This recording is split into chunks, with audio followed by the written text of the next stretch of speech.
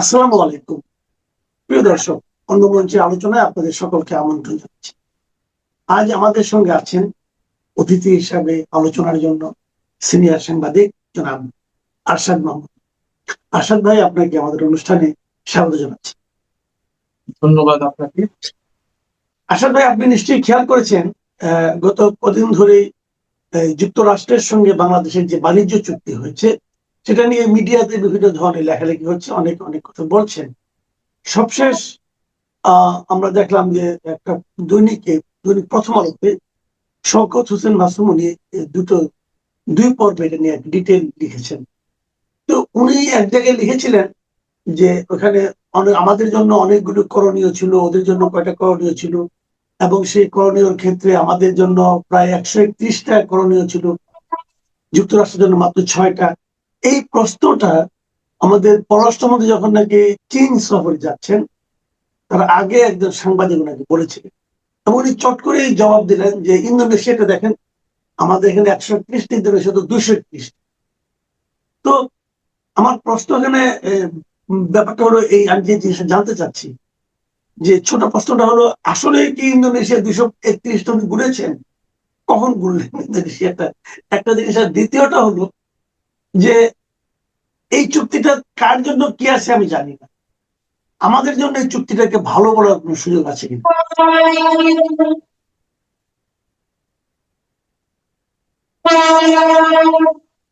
হ্যাঁ, তো এই কথাটাই প্রথম কথা হলো যে খলিলুর রহমানের যে বক্তব্য, সে বাংলাদেশ নিয়ে কোনো কথা বলে না, সে বলছে ইন্দোনেশিয়া কি করছে ওটা দেখেন। প্রথম কথা হলো যে ভাই, আমরা তো ইন্দোনেশিয়ান না, আমরা হলাম বাংলাদেশি। কেমন?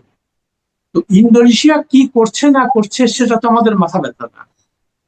আমাদের দেখতে হবে যে আমাদের স্বার্থ সেখানে রক্ষিত হয়েছে কিনা, আমাদের স্বার্থ বিরোধী কোনো কাজ করবে কিনা।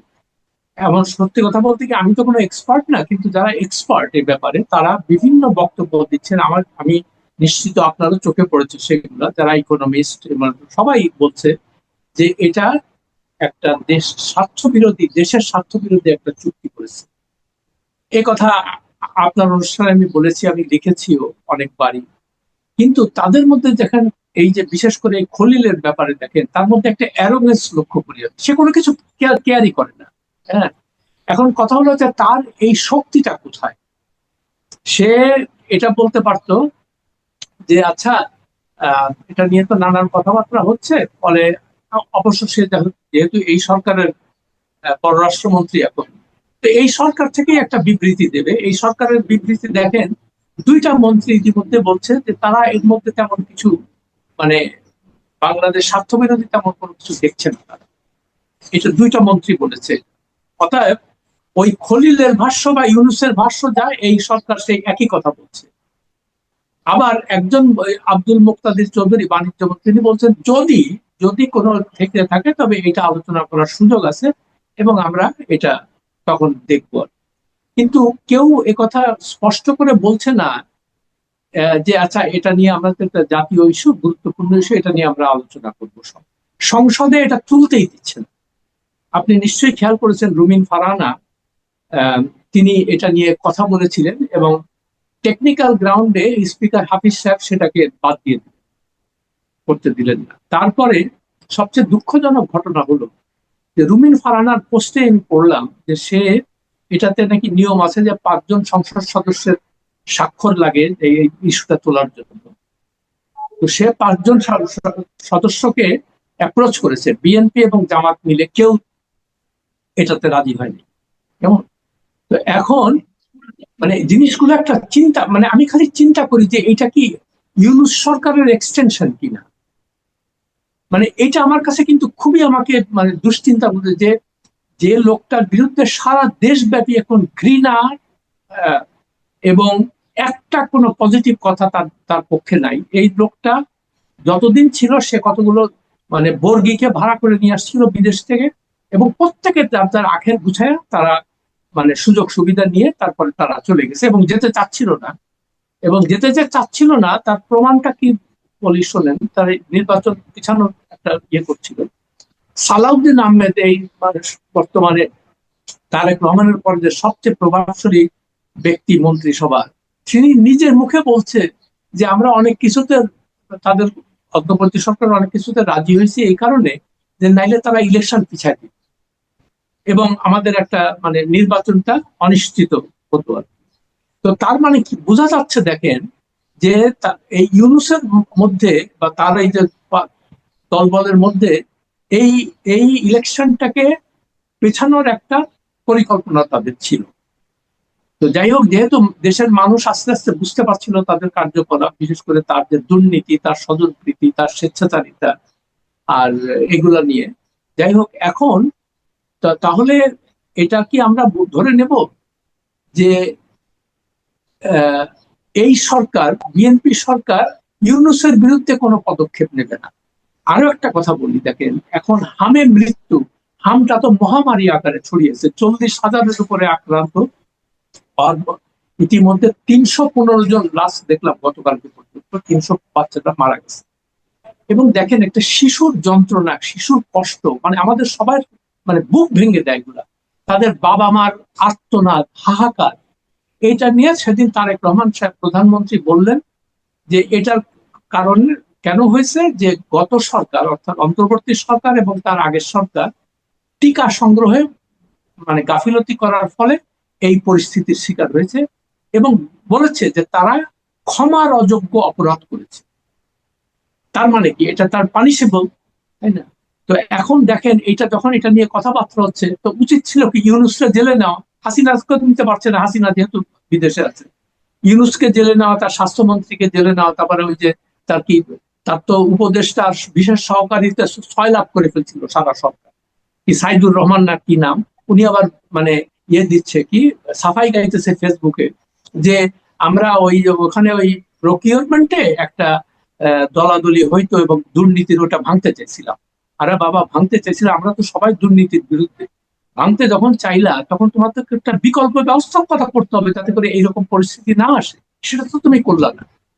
এখন 315 জন বাচ্চা মারা গেছে, তাতে আমার কি, ওরা তো গরিব মানুষ কিংবা ক্ষমতাহীন, তাদের কথা কে চিন্তা করবে? কোন রতি মহারতির বাচ্চা মারা যেত, দেখতেন কি কি অবস্থা, মানে মিডিয়া ফাটায় ফেলতো এটাকে। হ্যাঁ, তো মিডিয়াও জি। সেরকমই মিডিয়া হয়েছে। তো খুবই দুঃখজনক ব্যাপারটা, এর সাথে মানুষের মনে সন্দেহ হচ্ছে তারেক রহমানের ইয়ে নিয়ে। তার মানে আপনি এই সন্দেহের কথা বললেন, আমরা কিন্তু আরেকটা মানে একটু গুজব বলবো নাকি কি বলবো আমি জানি না, মানে একটা আওয়াজ, একটা কথা আমরা কিন্তু শুনতে পাচ্ছি নানা মুখে। তো আমি এটাকে গুজবই ধরে নিচ্ছি, কিন্তু গুজব ধরেও আমি হাইপোথেটিক্যাল কথা বলতে চাই। সেটা হলো যে কেউ কেউ বলছেন যে ডক্টর ইউনূসকে নাকি আগামীতে এই সরকার রাষ্ট্রপতি বানাতে পারেন। কারণ তাদের বলার পিছনে হয়তো অনেক হয়তো ভেবেছেন যদি খলিল সাহেবকে পররাষ্ট্রমন্ত্রী বানানো যেতে পারে, তো ডক্টর ইউনূসকে রাষ্ট্রপতি বানালে সমস্যাটা কি? এবং এই ধরনের একটা চুক্তি হয়েছে কিনা, এই ধরনের ষড়যন্ত্রের কথা অনেকে বলছেন। আমি ধরে নিচ্ছি এটা গুজব, কিন্তু আমার কথাটা যদি তেমনটি হয়, হলে কেমন হয় আসলে? না, সেটা তো আমি তো এটা কল্পনাই করতে পারছি না যে এইরকম একটা সর্বজন ঘৃণিত একটা ব্যক্তি মোহাম্মদ ইউনূস, এবং সে গত 18 মাসে যা করেছে দেশটাকে একেবারে ধ্বংসের শেষ প্রান্তে নিয়ে গেছিল। এই লোককে যদি মানে রাষ্ট্রপতি করে, তা আমার তো মনে হয় that would be the beginning of Tarek, end of Tarek Rahman. মানে ওইটাই কিন্তু মানুষ কিন্তু ইদানিং নানান রকমের প্রশ্ন তুলতে শুরু করেছে, এবং এটাকে কিন্তু আমি একেবারেই গুজব হিসেবে মানে উড়িয়ে দিচ্ছি না এই জন্য আমাকেও কয়েকজন বেশ গুরুত্বপূর্ণ ব্যক্তি আমাকে এই কথা, কিন্তু আমি আমি খালি চিন্তা করছি যে এটা মানে তারেক রহমান যেন মানে মানে কোনোভাবে এই মারাত্মক ভুলটা না করে তার নিজের স্বার্থে বা তার দলের স্বার্থে। কেন বলছি, মানুষের মনে কেন সন্দেহ হচ্ছে? প্রথম কথা হলো, ইউনূস সাহেবকে 1 বছরের এসএসএম এর প্রোটেকশন কেন দিবে? এটা কেন মানে মানে হ্যাঁ, উনি হয়তো যাওয়ার আগে এটা নিজের সই করছে, কিন্তু এই সরকার তো উচিত ছিল সঙ্গে সঙ্গে সেটা বাতিল করে, ঠিক আছে আগের আগের তত্ত্বাবধায়ক সরকারগুলো 3 মাস পেয়েছে, আপনাকে আমরা 3 মাসের বেশি দিব না, এটা করতে পারতো। তারপরে মাঝে একটা খবর বের হলো যে তার এসএসএফ এর সুবিধা 6 মাস কমিয়ে এনেছে। পরে দেখলাম যে এটা ভুয়া খবর, মিথ্যা কথা। মানে সরকার থেকেও বলা হলো যে, সরকার থেকে কোনো কিছু বলে নাই, বাট পত্রিকায় তারা দুঃখ প্রকাশ করেছে যে আমরা একটা ভুল খবর দিয়েছি, আমাদের কাছে সঠিক তথ্য ছিল। তো আপনি এই যে তাকে যে আপনি এই খুনের, মানে তার বিরুদ্ধে হামে যত শিশুর মৃত্যু পর্যন্ত, এগুলো তো মার্ডার কেস, মানে এগুলো তো তার, ইউনূসের বিরুদ্ধে তো খুনের মামলা হওয়া উচিত। এখন আপনি তাকে মানে সর্বোচ্চ স্থানে তুলে রেখে তাকে আপনি এখন পরিকল্পনা করতেছেন তাকে রাষ্ট্রপতি বানাবেন, এবং এটা কিন্তু একটা ভয়াবহ ভুল করতে তারেক রহমান, ভয়াবহ। এটার মধ্যে পরিণতি কি হবে আমি কল্পনাই করতে পারছি না। এবং ওই সরকারের সঙ্গে তাদের যে একটা মানে বোঝাপড়া ছিল বলে মনে হচ্ছে, না হলে খলিলুর রহমানকে পররাষ্ট্রমন্ত্রী কেন বানা হয়েছে, কি কারণে?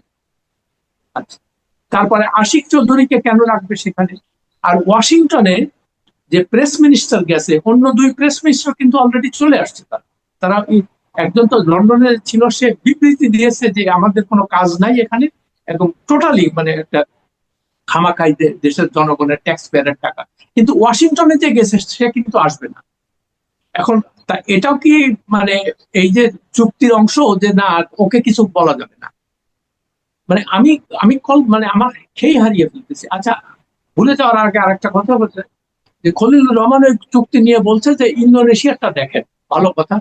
তো ইন্দোনেশিয়াতে একটা তো আমার দরকার নাই, কিন্তু কালকে এটার উপরে কল্লোল মোস্তফা বলে একজন উন্নয়ন বিষয়ক গবেষক আছেন, তিনি একটা ফেসবুকে ওইটার উপর একটা পোস্ট দিয়েছে যে আমি পাশাপাশি মালয়েশিয়ারটা দেখতেছি। মালয়েশিয়া তো চুক্তি বাতিল করে দিচ্ছে, বলছে যে না এটা হবে না। হ্যাঁ, আমাদের উপরে যে ধরনের শর্ত চাপানো হয়েছিল এগুলোতে আমরা রাজি না।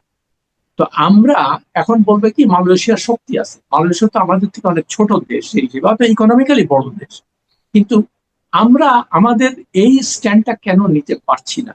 অথবা প্রথম কথা হলো, আমি যে কথা কিছুদিন আগে লিখেছি, এটা 2-3 দিন আগে, যে আপনারা যে এই চুক্তিটা করলেন, আপনাদের পরে কোনো কি সারা দেশবাসী আপনাদের উপরে ঝাঁপায় পড়ছিল তাড়াতাড়ি করে চুক্তি করো? এটা কি বলছিল কেউ আপনাদের? আপনি তো তখন বলতে পারতেন, ইউনূস সাহেব বলতে পারতো আমেরিকানদের, দেখো ভাই আমরা হলাম ইন্টারিম গভর্নমেন্ট, অন্তর্বর্তী সরকার, আমাদের কোনো এখতিয়ারই নেই এটাতে হাত দেওয়ার।